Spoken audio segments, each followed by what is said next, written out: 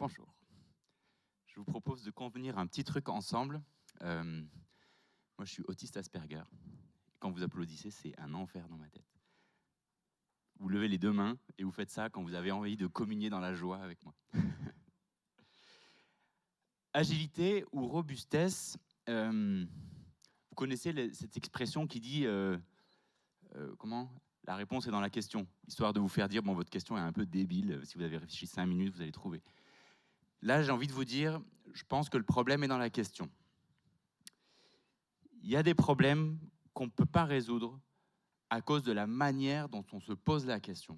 Et je crois qu'on est typiquement dans ce sujet-là ce matin quand on affronte une vision du monde de la robustesse ou une vision du monde de l'agilité. C'est un peu dans l'air du temps. Et j'ai envie de regarder ça un peu différemment avec vous ce matin pour regarder qu'est-ce qu'on pourrait faire dans notre manière de nous poser la question qui fait qu'on trouverait des solutions différemment. Peut-être que vous connaissez cette pensée qu'on prête à Einstein. Je ne sais pas si c'est lui qui a dit ça, mais ça fait toujours un peu bien de donner une citation d'Einstein qui dit si vous avez un problème hyper complexe à résoudre et que vous avez 1 heure, prenez 55 minutes pour réfléchir à la question que vous posez et les 5 minutes restantes pour tenter d'y répondre. La manière dont on se pose la question prédétermine énormément de choses dans qu'est-ce qu'on est capable de trouver ensuite. Et par rapport à ça, nous les humains, on a quelque chose dans notre cerveau qui nous piège un petit peu et qui va nous jouer des tours. C'est la puissance de notre néocortex et notamment des facultés qu'on pourrait appeler logico-déductives de notre cerveau. Je ne suis pas en train de parler de quelque chose de culturel.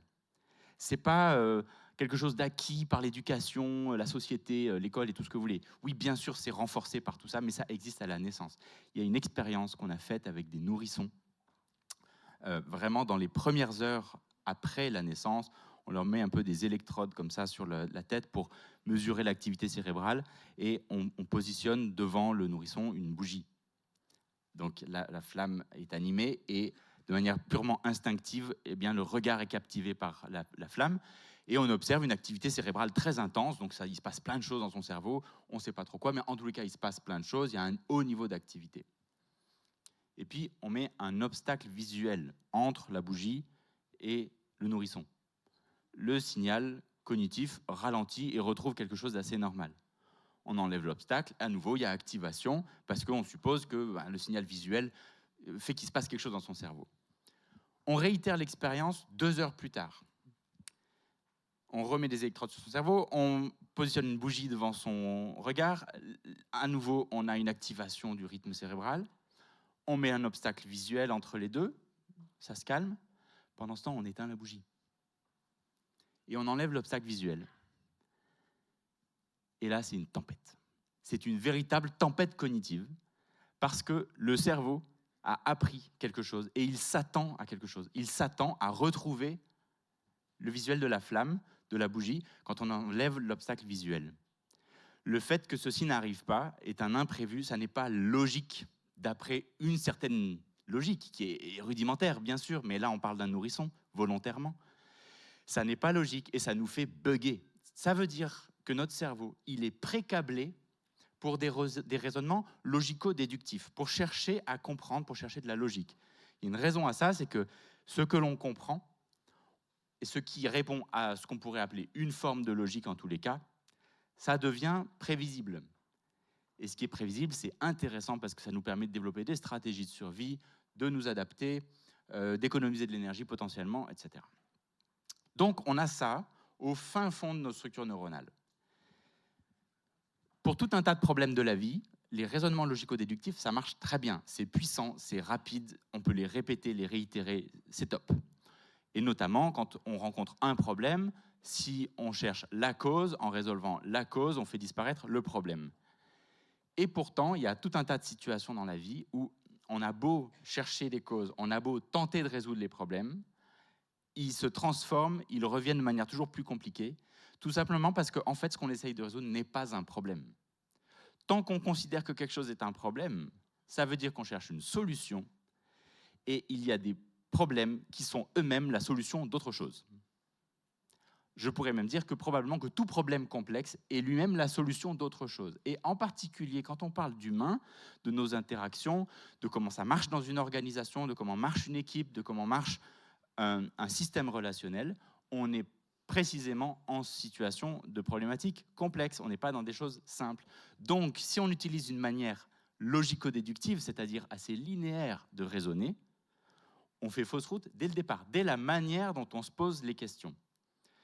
Et donc, il y a une possibilité un peu différente de réfléchir à ces choses-là, qui est de considérer qu'on n'a pas un problème en face duquel il faut qu'on trouve une solution, mais une problématique. C'est-à-dire quelque chose qui va toujours exister, qui va continuer quoi qu'on fasse, simplement qui va avoir des manifestations plus ou moins fonctionnelles ou plus ou moins dysfonctionnelles. Ça, c'est déjà un premier switch de penser, de raisonner en fonctionnel ou dysfonctionnel, parce que ça nous amène immédiatement dans la question de « Ah oui, mais dans quel environnement ?» Parce que quelque chose de fonctionnel, ça dépend. Je peux être fonctionnel ici devant vous, mais peut-être que ce comportement que j'ai là devant vous, il serait complètement dysfonctionnel à la maison. Si j'arrive dans mon salon et que je prends un micro et que je me mets à parler comme ça, on va dire ça va pas bien. Et inversement. Donc, c'est intéressant de regarder comment on se pose des questions. Quand on est devant ces sujets-là, il y a une manière de voir les choses qui sont des polarités. Les polarités, ça veut dire qu'on a deux éléments qui semblent être des forces littéralement opposées, qui tirent dans des directions vraiment différentes et qui pourtant sont toujours en présence. On n'arrive jamais à en enlever une des deux. Par définition, les pôles sont indissociables et même interdépendants. Sur la Terre, il y a un pôle nord et il y a un pôle sud, qui ont des forces qui poussent dans des directions différentes ou qui tirent dans des directions différentes, et on ne peut pas en enlever un des deux. On ne peut pas enlever le pôle sud, ça ne fonctionne pas. Si on prend une barrette d'aimant et que je casse le bout du sud en me disant j'enlève le sud de cet aimant, c'est juste que j'ai raccourci mon aimant, mais j'ai toujours un sud et un nord. J'ai toujours deux polarités. Elles sont simplement plus proches. Donc on va regarder les problèmes qu'on n'arrive pas à résoudre, comment est-ce qu'on pourrait les traduire sous forme de polarité, pour regarder comment est-ce qu'on peut réfléchir un peu différemment à ces questions. Et quand je disais le problème, il est dans la question, c'est que tant qu'on se pose la question de agilité ou robustesse, tant qu'on essaye de faire un choix entre les deux comme s'il y avait une bonne direction et une mauvaise direction, on ne trouvera pas de bonne réponse. Quand on dit le vivant a tranché, alors on va en parler un peu du vivant, parce que ce n'est pas si simple de définir le vivant, mais c'est simplement que dans ce qui vit, on est tout le temps en présence de polarités qui sont des systèmes complètement interdépendants et pourtant qui semblent opposés. Donc nos petits cerveaux qu'on trouve tellement puissants et qui ont envie de résoudre les problèmes de manière linéaire, ils sont buggés par cette question parce qu'ils essayent de le résoudre. Mais parce qu'il n'y a rien à résoudre. C'est pour ça qu'on ne peut pas. Et des polarités, il y en a dans tout un tas de situations. Par exemple, dans les organisations, les systèmes d'organisation, de décision, de répartition de l'autorité, ça nous intéresse pas mal quand on parle d'agilité. La polarité de la verticalité de l'autorité hiérarchique et la polarité de l'horizontalité et de l'autonomie, ce sont bien des polarités. C'est-à-dire qu'il n'y a aucun système qui peut se départir de l'une ou l'autre de ces polarités. Évidemment, il y en a une que vous préférez. Il y en a une qui vous semble plus adaptée, plus ajustée. Ou en tout cas, il y en a une dont vous percevez le manque. Alors vous vous dites, c'est par là qu'il faut aller. C'est pour ça que dans un monde où on se dit « Ah, on est peut-être allé trop loin du côté de la polarité de la performance à court terme », quand on a des discours qui se font entendre sur la robustesse, sur cette idée qu'on pourrait être plus robuste et donc faire face aux aléas avec beaucoup plus de souplesse, ben c'est séduisant. Alors on se dit qu'il faut aller du côté de cette polarité. Mais si on renonce à la recherche d'efficacité, comment peut-on construire de la robustesse ? Et si on ne fait que de la recherche d'efficacité, mais qu'il n'y a pas de robustesse, c'est-à-dire s'il n'y a pas de capacité de s'adapter aux aléas, alors ça sera du très très très court terme. Et au premier aléa, les systèmes cassent. Et donc on a tendance, comme ça, dans notre tête, à opposer fragilité et robustesse. Quelque chose de fragile, a priori, ça casse au premier choc. Donc on met en place des systèmes pour le protéger. Si je vous envoie un colis avec un verre à l'intérieur, qui est fragile, je vais le protéger parce que si jamais il prenait le moindre choc, il serait cassé en arrivant, ça ne fonctionnerait pas.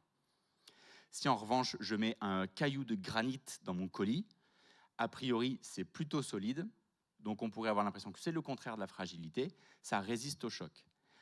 En vrai, il y a toujours une limite à ça, c'est-à-dire que même mon bloc de granit à un moment donné peut casser. N'imaginez pas que la robustesse voudrait dire incassable. C'est juste qu'il faudra un beaucoup plus grand choc pour le casser. Et ça nous amène à une réflexion sur ce contre quoi on veut se prémunir. Il y a dans les aléas de la vie les petites fluctuations. On appelle ça souvent le bruit, c'est-à-dire des petites variations, des petits imprévus. Il y a un peu moins de clients cette année, il y a un petit bug dans mon logiciel, il y a un petit truc qui arrive. Et là, on se dit, c'est pas très grave, on est équipé. Alors on réagit, on met en place plein de mécanismes d'adaptation pour réagir à ça, et puis la vie continue et ça va. Et puis des fois, il y a des plus grands chocs. C'est ce que Nassim Nicholas Taleb appelle les signes noirs. C'est-à-dire le choc qu'on ne pouvait pas venir, le truc qui est tellement énorme qu'en fait, il n'y a aucun moyen de le prédire. Et puis quand il arrive, c'est un peu le cataclysme. Et les grands chocs cassent les systèmes fragiles. D'après vous, c'est quoi le contraire de la fragilité? Ça serait quoi le concept le plus opposé à la fragilité? La résilience. L'élasticité, intéressant. Solide.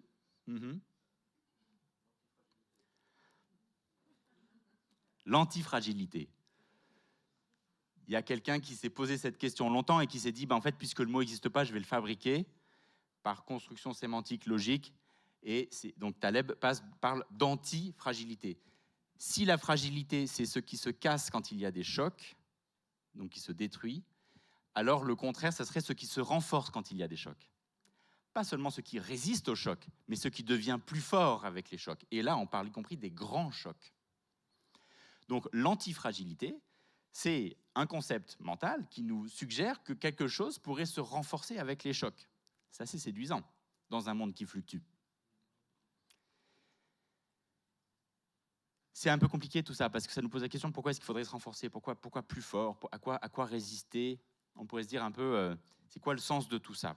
Et quand on dit le vivant, dans le titre là de la keynote, le vivant a tranché, si on regarde à une échelle globale de ce qu'est la vie sur Terre, oui, la question elle est tranchée dans le sens où elle n'est pas posée. C'est-à-dire que c'est les deux.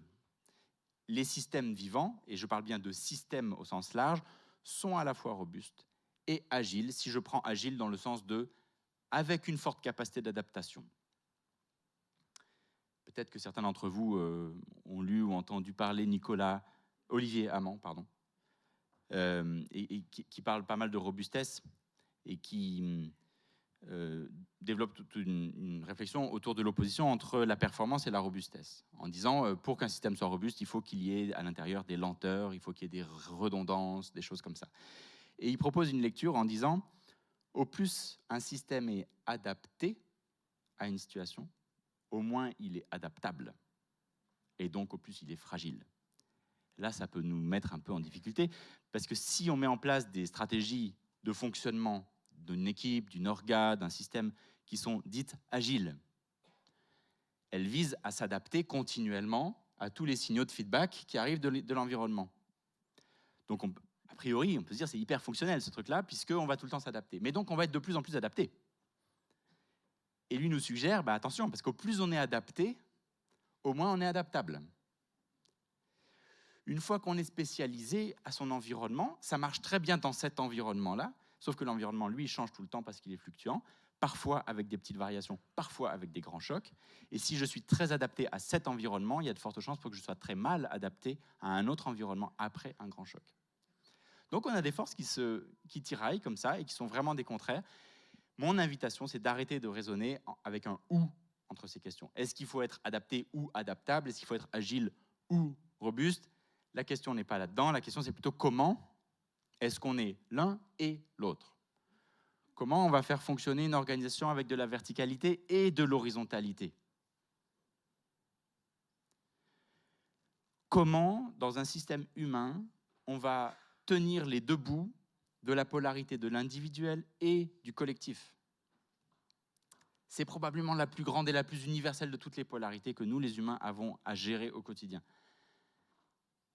Les humains passent leur vie, nous passons nos vies à chercher le moyen d'être en relation avec des amis, avec des amoureux, des amoureuses, avec des collègues de travail, avec une famille, avec un club de sport, avec ce que vous voulez.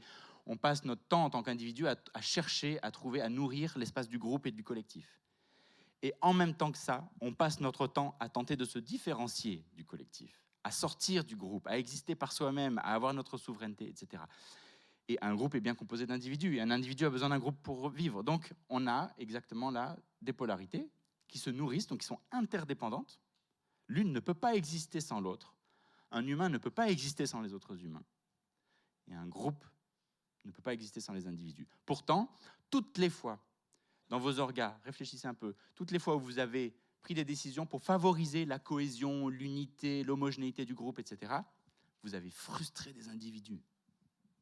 Ben oui, parce que chacun est différent, et puis il y a des gens qui pensent comme ci, des gens qui pensent comme ça, on n'a pas tous les mêmes valeurs, etc. Donc c'est compliqué pour les individus de respecter ce qui fait groupe. Mais on compose avec ça, on gère nos frustrations. Toutes les fois qu'un système favorise l'individuation, l'individualité, on va voir apparaître des dynamiques de compétition, de concurrence, etc., qui dégradent la fonctionnalité du groupe. Donc, c'est vraiment des choses qui sont complètement contraires. Et c'est un absolu piège d'essayer de trouver quelle est la bonne manière. Donc, on a une sorte de boucle infinie comme ça, qui navigue entre deux polarités, chaque fois qu'on a une problématique polarisée. C'est le cas entre agilité et robustesse. Si on va trop loin d'une côté d'une polarité, parce qu'on en attend des bénéfices fonctionnels, par exemple, si j'attends les bénéfices de la capacité d'adaptation que me permet l'agilité, en allant trop loin de ce côté-là, on va voir apparaître des aspects négatifs de cette polarité, des aspects dysfonctionnels. Par exemple, ici, la fragilité qui vient avec tout système hyper adapté. Si, du coup, je pars de l'autre côté de la polarité et que je vais nourrir plutôt une polarité de la robustesse ou de la solidité ou de la résilience, on reviendra un peu sur ce mot de la résilience, je vais certes régler ce qui avait l'air d'être un problème, celui de la fragilité, mais je vais faire apparaître d'autres dysfonctionnements au bout d'un moment, d'autres aspects négatifs de cette polarité. Ça pourrait être quoi les aspects négatifs de la robustesse ?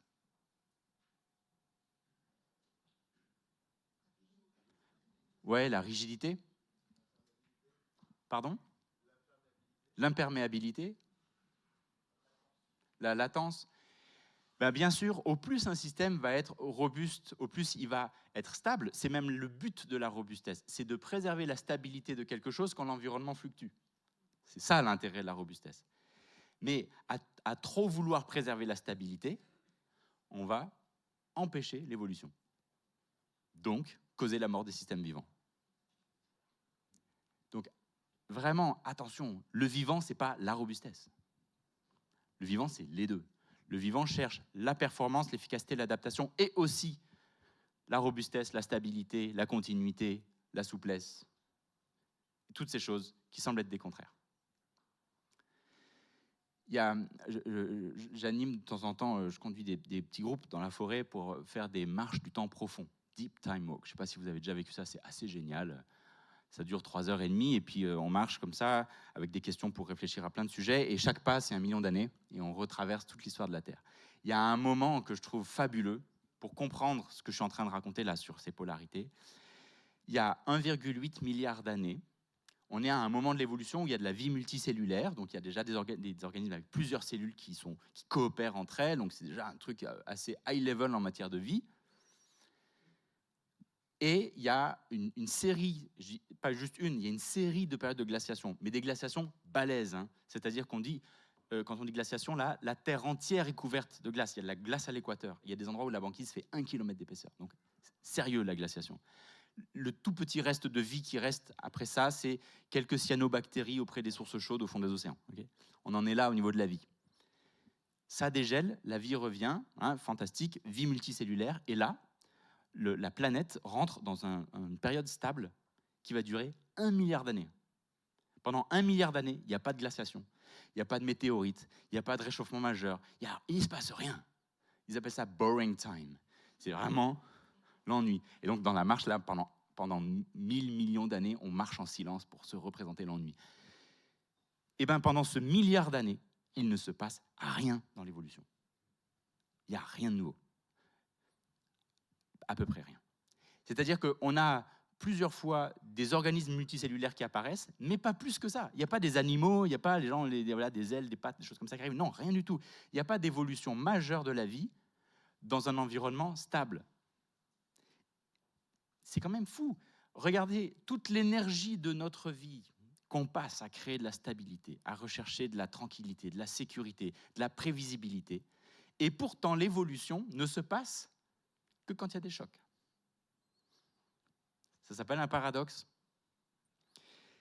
Paradoxa, c'est des choses qui, en apparence, nous semblent être des opinions opposées.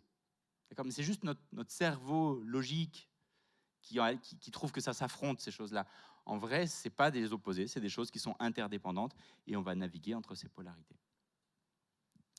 Probablement que ce qui permet à un système d'être le plus sain possible, c'est sa capacité à naviguer entre ces polarités.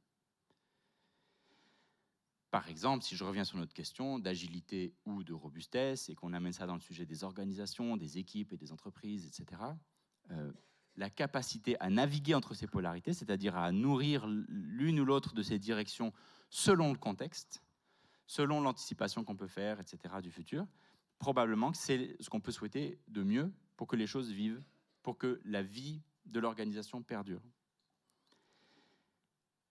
Plein de fois, depuis le début de mon propos, je parle de système. Et quand je parle de vivant, je parle de système vivant. Si on regarde le sujet de la robustesse par rapport à la vie, que ce soit la vie des organismes sur la planète ou que ce soit la vie d'un écosystème d'entreprise ou à l'intérieur d'une orga, peu importe. Pour qu'un système soit robuste, ça suppose que certaines de ses parties soient fragiles. La robustesse d'un système, ce qu'on appelle la souplesse, ça nécessite par moment d'abandonner des choses. Ça nécessite qu'il y ait des parties qui meurent. Dans une économie saine, il n'y a pas que de l'incrémental, il n'y a pas que toujours plus d'entreprises. Il y a aussi des entreprises qui meurent. Il y a des choses qui naissent, des choses qui se transforment, des choses qui meurent. Et ça, c'est intéressant de le regarder parce que dans l'évolution, par rapport à cette recherche de sécurité, de stabilité, etc., qui nous anime beaucoup, on peut avoir tendance à raisonner que en toujours plus. Comment je pourrais être plus robuste, comment ça pourrait être plus stable ou comment ça pourrait être plus adapté. Je vous lance la question, on ne va pas la résoudre ce matin. Et est-ce qu'il y a des endroits où ça pourrait être moins? Est-ce qu'il y a des choses que vous pourriez retrancher? Est-ce qu'il y a des trucs qui, s'ils n'étaient pas là, quelque part rendraient le système plus robuste?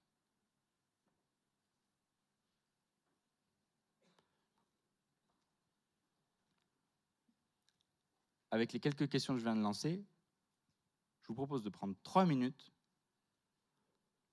et parler à votre voisin ou à votre voisine. Il n'y a pas d'autre consigne. Vous voyez ce qui se passe.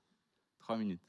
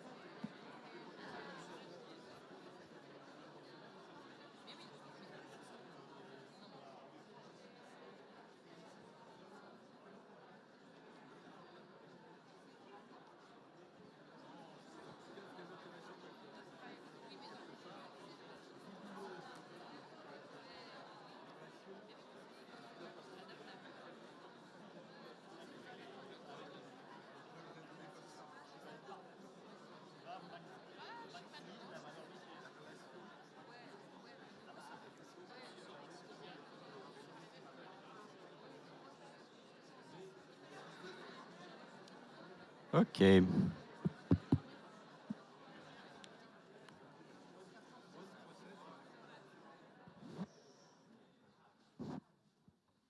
Génial, merci. Est-ce qu'il y aurait quelques questions?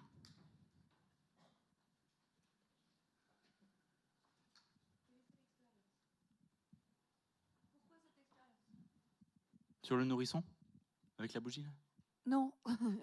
Pourquoi l'expérience de discuter avec son voisin 3 minutes? C'était pour faire quoi? Je sais pas, ça vous a fait quoi? Rencontrer quelqu'un que je ne connaissais pas et ça m'a fait bien Intéressant. plaisir. Ah bah voilà déjà une bonne nouvelle. Les consignes, ça me fatigue. C'est juste pour ça.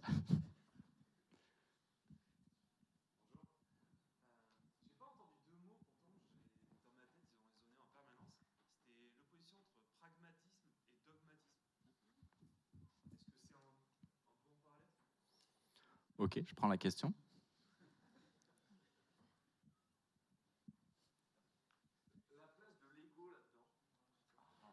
Merci.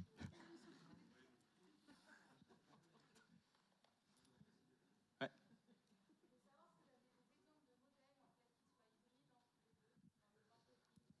Ouais. Je vais déjà prendre ces 3 questions, on a de quoi faire là. Merci. Il y a plein de polarités qu'on peut trouver. Alors, il faudrait vraiment réfléchir, est-ce que pragmatisme et dogmatisme sont des polarités?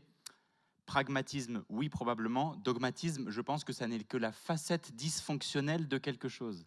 Dogmatisme, déjà, c'est négatif. Hein. Donc, on est en train de regarder la partie négative de quelque chose. De quoi le dogmatisme est-il la partie négative? Peut-être le fait de poursuivre ses idées, même quand le réel nous contredit un peu. Hein, une forme d'idéalisme, quelque chose comme ça. Ça peut être génial, parce que si on tient sur son idée et qu'on est source de quelque chose et qu'on crée, même si les éléments semblent contre nous, ça permet à des choses formidables d'advenir. Mais à un moment, trop de cette posture-là, ça devient du dogmatisme, au sens où c'est fermé à la réalité, ça ne sait plus se remettre en question.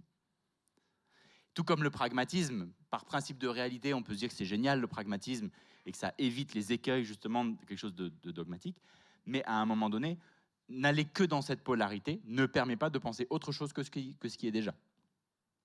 Donc, peut-être qu'on peut trouver des polarités comme ça, mais réfléchissez toujours à trouver deux polarités qui ont à la fois quelque chose de fonctionnel et quelque chose de dysfonctionnel, sachant que vous, intérieurement, vous aurez toujours une préférence entre les deux. Il y aura toujours une polarité sur laquelle ça sera plus difficile de trouver en quoi elle peut être positive. Parce que vous, personnellement, à partir de votre expérience de vie, il y a quelque chose qui vous semble plus manquer dans le monde. Donc évidemment, on a envie de le nourrir. Le problème que ça pose, cette manière de fonctionner, si on n'a pas de recul dessus, c'est que si je suis convaincu que dans le monde, il manque d'une certaine polarité, par exemple, je trouve que les organisations sont beaucoup trop hiérarchiques, et donc je veux mettre de l'autonomie, de l'horizontalité pour qu'il y ait de la décision dans les équipes, etc. Donc je nourris la polarité de l'horizontalité. Au plus je vais tirer sur la corde du côté de l'horizontalité, au plus les gens qui voient les choses différemment, c'est-à-dire qui pensent que la hiérarchie est très fonctionnelle, vont tirer très fort de leur côté. Et c'est pour ça que dans le monde, partout où il y a des discours qui se radicalisent, qui se polarisent, en fait, la tension entre les visions du monde différentes se durcit. Peut-être jusqu'à certains points de rupture qui nous obligent à repenser les choses autrement et à regarder comment on peut intégrer les deux. Parce que tant qu'on n'a pas intégré les deux polarités qui tirent chacune de leur côté, en fait, on va juste aller vers plus de conflits, juste aller vers plus de séparation. Globalement, hein, par rapport à des choses un peu compliquées dans la vie qui se présentent à nous, toutes les fois où vous avez l'impression que vous êtes la seule personne au monde qui a compris ce qui se passe et ce qu'il faudrait faire et que vous savez très bien alors que tous les autres se trompent, petit soupçon que c'est le moment de se poser des questions sur soi. Ça nous amène sur la question de l'ego. L'ego aussi, c'est une polarité. Un individu n'existe pas sans son ego. Vous ne seriez pas des adultes fonctionnels ici présents ce matin dans cette salle en train de m'écouter si vous n'aviez pas d'ego. L'ego, c'est l'espèce de carapace psychique qui nous a permis de traverser toutes les blessures de l'enfance, de traverser l'enfer qui est l'enfance. Tous ces trucs qui nous arrivent, on ne sait pas d'où, ces peurs, ces blessures, ces embûches, etc. On a besoin d'un ego, c'est-à-dire d'une histoire de nous-mêmes qui tienne debout, qui soit cohérente. Quand il n'y a plus d'ego, ça veut dire qu'il n'y a plus le récit de soi-même qui existe en tant que tel. Ça s'appelle des effondrements psychiques. C'est dramatique quand ça arrive dans la vie. On ne peut pas être en relation sans ego. Mais alors évidemment, j'entends derrière la question le problème de l'ego ce que Jung appelle l'inflation de l'ego. Quand l'ego se met à gonfler parce qu'il n'y a plus que lui et qu'il n'y a plus de possibilité de se remettre en question. Le « moi, je suis comme ça », qui s'affirme trop fort, peut sembler très robuste. Moi, je suis comme ça et je ne bougerai pas. Et quoi que vous disiez, je suis là. Le « je suis », tout ce que vous avez envie de mettre derrière le « je suis », c'est la manifestation de votre ego. C'est ni mal ni bien. Ça a juste une fonction psychique de vous permettre d'exister en interface avec le monde. Le truc, c'est que si c'est trop rigide et que vous n'avez plus la souplesse d'accepter que peut-être que vous êtes autre chose que ce que vous dites être, parfois, il n'y a plus de possibilité d'évolution. Ce qui est trop rigide cesse d'évoluer. Ce qui est trop stable cesse d'évoluer. Donc si vous aspirez à continuer votre évolution, des fois, il y a un petit effort à faire pour garder de la souplesse à l'intérieur de soi. De la souplesse sur qui je me raconte que je suis. Et il y a un petit exercice assez simple que vous pouvez faire pour inventorier un peu la solidité de votre récit de vous-même. C'est que vous listez un peu les rôles que vous avez dans la vie. Si je me prends, par exemple, je suis l'amoureux de mon amoureuse, je suis le père de mon fils, ça c'est des rôles, je suis le fondateur de Semawe, de mon entreprise, ça c'est un rôle aussi, je suis associé de mes associés. J'ai plein de rôles comme ça. Et dans ces rôles, je peux me poser la question, qu'est-ce que je pense que les gens attendent de moi et comment je me comporte? Et puis dans ces rôles, il y en a peut-être qui me pèsent plus que d'autres, il y en a que j'aime bien, il y en a où je me satisfais vraiment d'être dans ces rôles et je trouve que ma manière d'être dans ces rôles, elle est vraiment hyper canon. Ça, c'est peut-être des endroits où mon ego, il est un peu solide. Alors c'est bien qu'il soit solide parce que ça me permet de faire des trucs comme ce que je suis en train de faire ce matin. C'est-à-dire que si je ne suis pas suffisamment sûr de moi pour venir là sur l'estrade et vous raconter des trucs alors que je ne vois rien avec ces projecteurs, en fait, je ne vais pas le faire. Il faut à un moment donné que j'ai suffisamment soit de culot, soit de certitude, soit quelque chose, dans tous les cas, pour venir vous parler. Ça, c'est mon ego. Mais s'il y en a trop, je ne peux rien écouter, je ne peux plus me transformer. Je ne peux plus être autre chose que ce que je me raconte que je suis. Et c'est une sorte d'enfermement. Dans les systèmes humains, dans nos entreprises, dans les équipes, etc., parfois, vous êtes confronté à des gens où vous dites « Oh là là, mais quel ego !» Et puis ces gens-là, on a l'impression qu'ils se trompent, qu'ils font fausse route. Regardez qu'est-ce que ces personnes ont comme talent comportemental que vous n'auriez pas. Des capacités d'affirmation, des capacités de faire passer ses propres besoins avant ceux des autres, par exemple. La belle critique de l'égoïsme, où la personne, on a l'impression qu'elle pense que à elle. Et on peut se dire, mais c'est insupportable, quelle immaturité, etc. Mais, et vous savez prendre soin de vos besoins? C'est pas facile de prendre soin de ses besoins. Je sais pas vous, mais pour moi, c'est une galère. C'est pas facile, à certains moments de la vie, de faire passer mes besoins avant ceux des autres. Sauf que si je ne le fais pas, à certains moments, je me mets dans un risque de déséquilibre majeur. C'est ce qu'on appelle un burn-out. Psychiquement, un burn-out, c'est une espèce d'énorme conflit intérieur entre le récit qu'on a de soi-même et la réalité dans laquelle on vit. Ça n'est plus cohérent. Le château de cartes s'effondre. Donc, il n'y a pas des bonnes personnes qui n'ont pas d'ego et des méchants qui ont des gros égos. Il y a plein d'humains qui gèrent comme ils peuvent et comme elles peuvent leurs égos. Et moi, j'ai envie de vous lancer l'invitation à dialoguer, c'est-à-dire à faire communiquer ces polarités. Peut-être qu'à côté de vous, il y a quelqu'un qui sait très très bien prendre soin de ses besoins. Prenez des cours avec cette personne. Ayez l'humilité de faire le pas qui va dépolariser, plutôt que essayer de montrer que vous êtes une personne quand même vraiment meilleure parce que vous, votre ego, vous l'avez mis au placard et puis c'est un truc que vous avez réglé depuis longtemps parce qu'un jour vous avez fait un coaching. Ben non, c'est plus compliqué que ça en fait.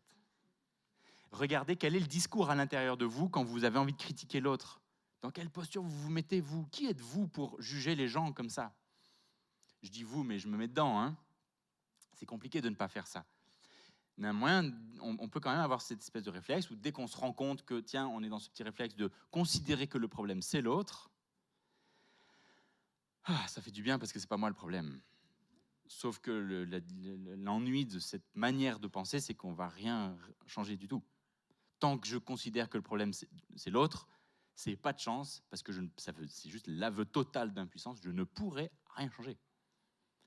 Ma seule option, si j'envisage de pouvoir faire quelque chose qui ait ne serait-ce qu'un tout petit impact dans le monde, c'est de considérer qu'il y a quelque chose qui relève de ma responsabilité. Donc, ce qui me permet d'aller à la troisième question, sur y a-t-il des systèmes qui permettent, tu as appelé ça des systèmes hybrides, je crois, c'était ça l'expression, qui permettent donc de vivre avec les deux et de remplacer ce « ou » par un « et ». En tous les cas, il y a des organisations qui tentent de mettre en place des systèmes intégratifs, c'est-à-dire qui intègrent les deux. Quand on dit intégrer, ça n'est pas un juste milieu. C'est-à-dire ce qui est fonctionnel quand on est en présence de polarité, ce n'est pas un juste milieu. Il n'y a pas de point d'équilibre. Si un jour vous atteignez l'équilibre entre des polarités, c'est l'état statique total. C'est le début de la mort. Donc fuyez l'équilibre. Le mouvement vient du déséquilibre. Il va falloir assumer complètement le déséquilibre. Au plus vous gérez votre déséquilibre, au plus vous avez de l'agilité. Si je me déplace, c'est que je gère un enchaînement de déséquilibre de mon corps. Aussitôt que je m'équilibre, il n'y a plus de mouvement. Parfois, c'est très bien qu'il n'y ait plus de mouvement. Ça repose un peu. Et on a besoin de moments de repos. Mais parfois, c'est très bien qu'il y ait un peu de mouvement aussi. Donc les deux sont complètement fonctionnels. Donc l'équilibre n'est pas mieux que le déséquilibre. Parce que j'ai des moments de déséquilibre, parce que j'ai des moments d'équilibre, je pourrais affronter les moments de déséquilibre plus tranquillement. Et parce que j'ai la confiance que je sais me mettre en déséquilibre, alors je peux être tranquille que quand je suis à l'équilibre, je ne suis pas tout de suite en train de mourir. Ça veut dire qu'on a besoin de systèmes qui intègrent. Et qui intègrent, ça veut dire qui incluent complètement les deux. Si je reprends mon exemple sur verticalité, horizontalité, la hiérarchie, l'autonomie, pour faire simple, un système qui intègre les deux, c'est un système qui peut être complètement et assumer parfaitement la verticalité de l'autorité et du pouvoir, à certains endroits, là où c'est fonctionnel, là où on en tire des bénéfices, et assumer complètement et parfaitement la polarité de l'horizontalité et de l'autonomie, là où c'est plus fonctionnel, là où on en tire des bénéfices. Le risque à chercher le juste milieu, c'est d'être dans ni l'un ni l'autre. C'est-à-dire d'avoir juste les dysfonctionnements d'un système trop vertical, avec les pertes de sens, les absurdités bureaucratiques, les cycles de décision qui n'ont aucun sens, etc. Et tous les inconvénients de l'autonomie. C'est quoi les inconvénients de l'autonomie ?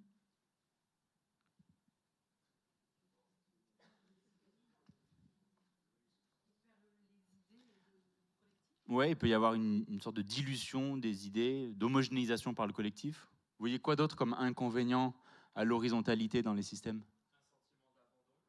Ouais, on peut se sentir abandonné. Perte de cap. De la difficulté à prendre les décisions, bien sûr. De la lenteur. Ouais.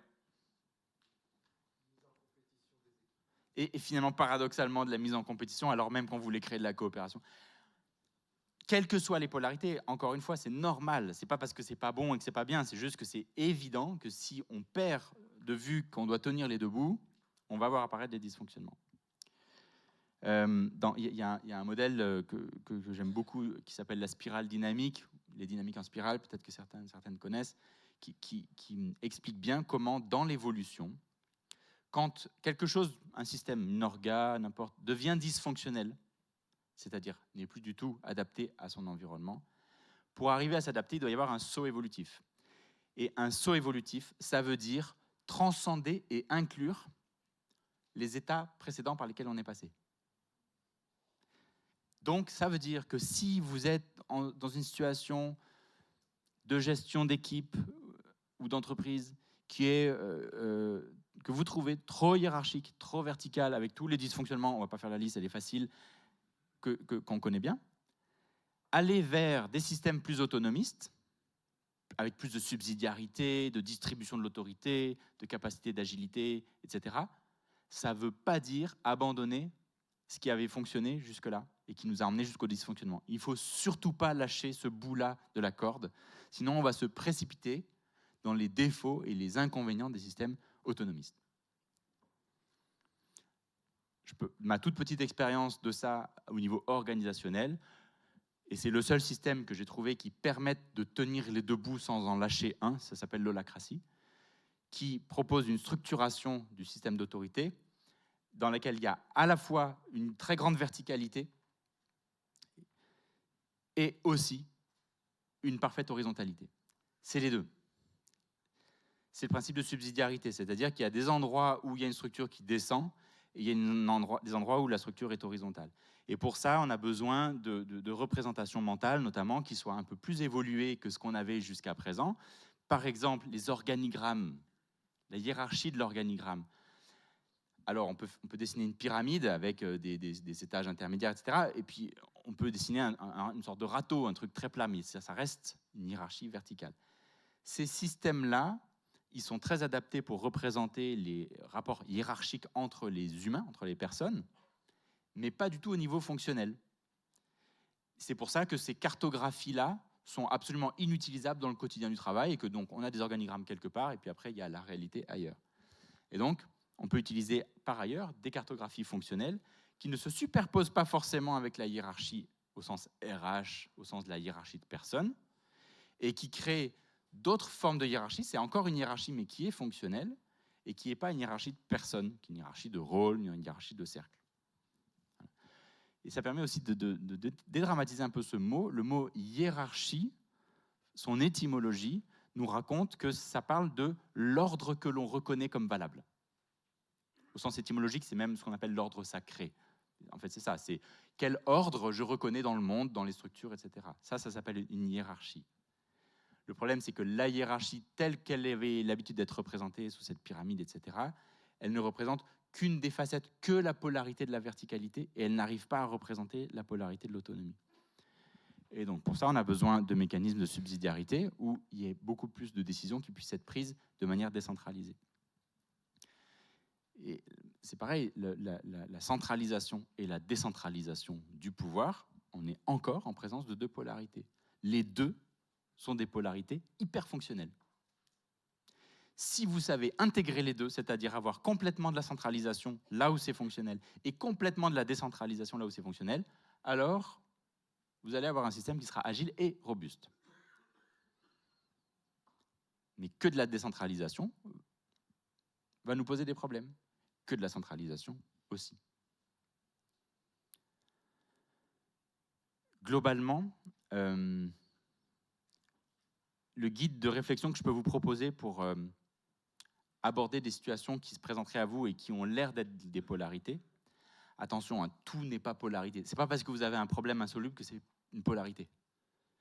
Un exemple, les constructeurs automobiles, ils sont devant un dilemme depuis longtemps, à savoir qu'on essaye d'alléger les véhicules pour qu'ils consomment moins d'énergie pour rouler. Mais le problème, c'est qu'au plus on allège un véhicule, au moins il tient la route et au moins il assure la sécurité de ses passagers.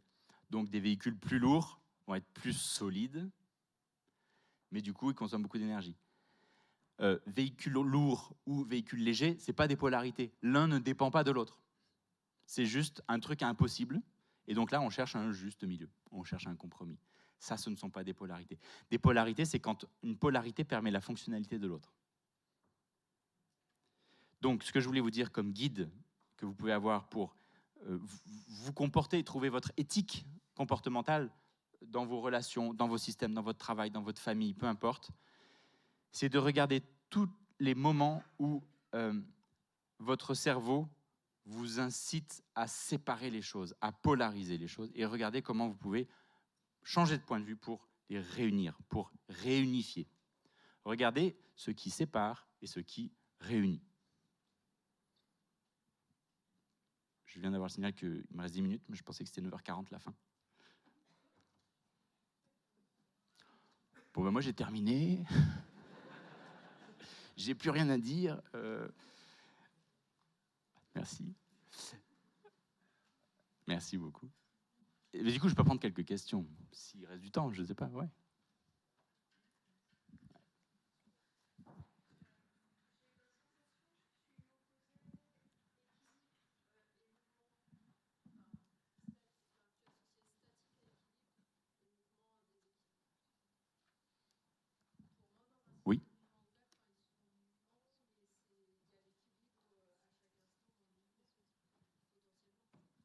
ou le déséquilibre permanent.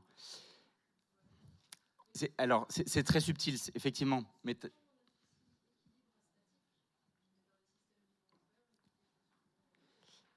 à mon avis, ça vient du fait que ce qu'on appelle équilibre, c'est des déséquilibres qu'on n'arrive pas à voir. Ou alors qui sont suffisamment légers pour qu'on considère que c'est du bruit. Mon exemple avec ce milliard d'années ennuyeux, c'est ça. En vrai, il y en avait des déséquilibres et des chocs, etc. Mais c'était des variations suffisamment légères pour que, vu de loin et de manière un peu globale, on se dise, en fait, il ne s'est rien passé. Donc, évidemment que le complètement statique n'existe pas, et le déséquilibre n'est pas un absolu non plus. Les polarités ne sont pas des absolus, c'est vraiment des directions. Donc, on va voir plus l'un ou voir plus l'autre. Mais on n'est jamais complètement l'un ou complètement l'autre. C'est-à-dire que l'état statique parfait n'existe pas. Même mon bloc de granit, en vrai, il n'est pas statique. Dans sa structure atomique, il vit, ça bouge, ça tourne, ça se transforme, etc. Mais vu de l'extérieur, ça a l'air de ne pas bouger. Si je regarde une fourmilière, c'est très dynamique, mais en vrai, il y a une forme d'équilibre. Si je la regarde de suffisamment loin, elle ne bouge pas, ma fourmilière. Donc, il y a beaucoup une question de distance sur comment est-ce qu'on apprécie un système. C'est pour ça aussi que j'ai dit tout à l'heure, pour qu'un système soit robuste, ça veut dire que certaines de ses parties sont fragiles et qu'on accepte et qu'on assume ça complètement. Qu'un système est capable de perdre certaines de ses parties. Ça lui donne de la robustesse. Mais ça veut dire que dans l'instant, il y a eu de la fragilité. C'était quoi, il y a 3 ans, 4 ans, là, cet été où il a fait si chaud, et au mois de juillet, tous les arbres étaient jaunes, et fin juillet, ils avaient perdu leurs feuilles. Sur le coup, là, tout de suite, c'était un état de fragilité totale. Et ce qui était censé durer jusqu'au mois de novembre, les feuilles, sont tombées au mois de juillet. Mais grâce à ça, les arbres ont survécu parce qu'ils ne se sont pas trop déshydratés. En tout cas, un certain nombre a survécu. Donc, au plus on va dézoomer, au plus on va pouvoir voir de la robustesse ou de la capacité d'adaptation, mais souvent, quand on va vers le détail, vers l'individu, à ce moment-là, on va trouver de la fragilité. Et ce n'est pas deux choses qui s'opposent. Taleb prend un exemple dans son bouquin aussi, il parle par exemple, je sais pas, d'une rue où il y a plein de restaurants. Je ne sais pas, sur les quais à Grenoble, il y a des pizzerias depuis je ne sais pas combien d'années, des pizzerias tout le long. Mais ce n'est pas tout le temps toutes les mêmes pizzerias, il y en a qui ferment, il y en a qui ouvrent, il y en a qui sont là depuis des décennies. L'ensemble est très stable et assez robuste. Ça a l'air d'être le coin pour les pizzerias. Si vous voulez ouvrir une pizzeria, à mon avis, il faut aller là-bas. Pour autant, à l'intérieur, il y en a qui sont en galère, il y en a qui ont du succès, etc. C'est-à-dire qu'à l'échelle d'une pizzeria, il y a de la fragilité. C'est très compliqué. Mais à l'échelle globale, ça a l'air d'être super robuste, la pizzeria sur les quais Saint-Laurent.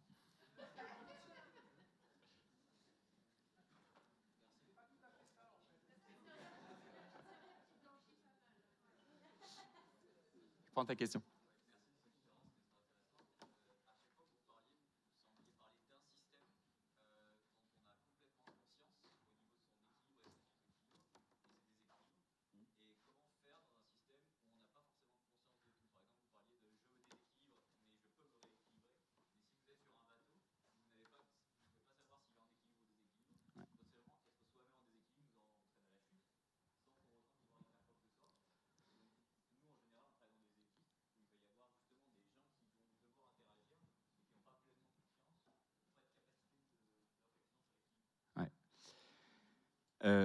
Là, tu poses un sujet qui est juste fondamental dans la possibilité d'évoluer dans sa conscience. Je ne peux avoir conscience d'états que d'états dans lesquels je me suis déjà rendu. Vu de l'intérieur, ça n'est pas possible d'avoir une conscience de l'extérieur du système, à moins d'en être déjà sorti. Si je veux vous décrire l'extérieur de ce bâtiment et comment est faite la façade, vu d'ici de l'intérieur, c'est impossible. En fait, c'est même plus sournois. C'est possible, mais je vais vous raconter n'importe quoi. Ouais, la chambre de commerce à Grenoble, ouais, c'est tout boisé à l'intérieur, puis il y a un grand mur végétal. Bon, si on sort, on va voir autre chose. Ça veut dire qu'il faut être capable, par moment, si on veut faire ces sauts évolutifs, pour opérer ces métamorphoses, il faut être capable de sortir du système. Donc alors sortir du système, ça peut être prendre du recul, ça peut être, pour certains, ça va être faire de la méditation, ça peut être parler à quelqu'un, lire un bon bouquin. Il y a plein de manières de faire des expériences de niveaux de conscience différents que là où on réside habituellement. On a nos zones de confort, et puis dans l'évolution, avant de franchir un saut de conscience important, on va souvent faire ce qu'on appelle des expériences paroxystiques. Ça veut dire qu'on va faire un tour quelques moments dans un état de conscience peut-être un peu plus large, un peu plus évolué, Et puis on va revenir dans notre zone habituelle de confort. Et puis on va retourner dans cet état de conscience. Et puis revenir. C'est pas d'un coup où il y a un bouton, ça y est, on a compris et c'est réglé pour toujours. On va faire des va-et-vient. Et au plus on a l'habitude d'aller dans des niveaux de conscience différents, au plus on pourra avoir un regard extérieur sur un système et peut-être déjà envisager différemment la question. Je vous ai dit tout à l'heure de vous méfier quand votre cerveau vous suggère que le problème c'est les autres, le problème c'est le système, le problème c'est la hiérarchie, c'est la direction, c'est les actionnaires, c'est je sais pas quoi. Tant qu'on est dans cette posture, rien ne peut changer. Cette posture-là entretient le système dans lequel la question apparaît. C'est quand même pertinent, je crois, de se poser la question, pourquoi vous voulez changer un système ? C'est pas toujours... Ça peut sembler évident, mais je pense que toute réponse évidente à cette question, c'est une réponse de l'ego. Vous savez, vous avez compris, alors que tous les autres se trompent. Regardez cette petite musique intérieure. Toutes les fois où je suis tellement convaincu que moi j'ai compris et que le reste du monde n'a rien compris et que si tout le monde faisait à ma façon, enfin on serait tranquille, c'est mon ego qui parle. C'est pas toujours une mauvaise chose, mais dites-vous que les autres aussi ont leur ego et donc tout le monde se parle depuis son ego, personne ne s'écoute. Si on veut dépolariser, si on veut faire un pas vers l'autre, ça suppose de mettre un peu de souplesse dans le récit qu'on a de la réalité et d'accepter que moi je vois la réalité avec des préférences, avec un penchant personnel préféré. Donc si je trouve que la direction, la hiérarchie n'a rien compris, fait n'importe quoi, etc., c'est probablement vrai, mais ça n'est que partiellement vrai. Il y a une autre réalité. Il y a d'autres gens qui voient les choses autrement et qui trouvent que c'est moi qui fais n'importe quoi. Et que eux, heureusement qu'ils sont là.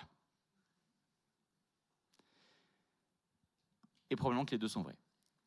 À partir du moment où on se dit, ah oui, des deux côtés de la polarité, on peut se dire heureusement que l'autre est là, là on a une sacrée jolie base de coopération.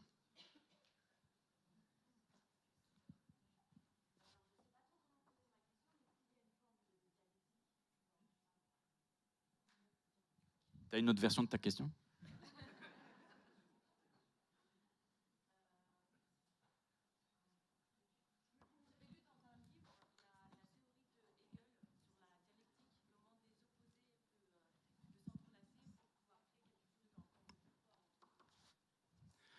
Ouais, en fait, oui, bien sûr. C'est-à-dire que tout ce qu'on est en train de se dire là, c'est des histoires dans nos têtes. Hein. Ça n'existe que dans nos têtes. C'est des histoires qu'on se raconte, et c'est des histoires qui affrontent d'autres histoires, et c'est des visions du monde différentes. Donc on peut se relaxer. En fait, de toute façon, les choses vont continuer, la vie va continuer ou s'arrêter, on n'en sait rien. Mais on n'a pas tant que ça la main là-dessus. Tout ça est très conceptuel dans notre tête. Donc c'est effectivement, merci pour la question. C'est intéressant de garder un peu de recul là-dessus. Pour autant, notre tête, elle ne s'arrête pas. Les relations des systèmes humains font qu'on a besoin de ces histoires de nous-mêmes. Aussi bien, il y a des égos de l'individu, mais on pourrait dire qu'il y a des égos des groupes. Et il y a peut-être un ego, on pourrait considérer qu'il y a un ego de l'humanité, il y a un ego d'une entreprise, il y a un ego d'une équipe, il y a un ego d'une famille. Voilà, c'est ce que Jung appelle l'inconscient collectif. En fait, il y a des choses qui nous réunissent par-delà notre individualité. C'est la dernière.